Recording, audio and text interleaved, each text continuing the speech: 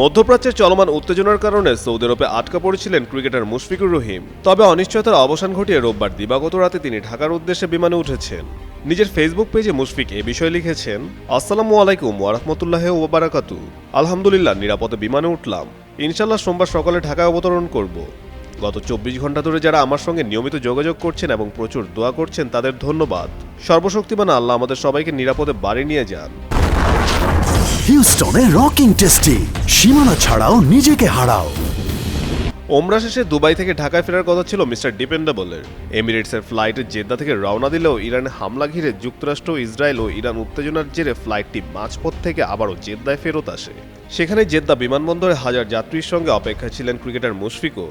পরে যুব ও ক্রীড়ামন্ত্রী আমিনুল হক জানান, মুশফিকের সঙ্গে নিয়মিত যোগাযোগ রাখা হচ্ছে এবং দ্রুতই তিনি দেশে ফিরতে পারবেন। শেষ পর্যন্ত সব শঙ্কা কাটিয়ে নিরাপদে দেশের পথে টাইগারদের এই সাবেক অধিনায়ক এখন অপেক্ষায় ঢাকায় অবতরণের।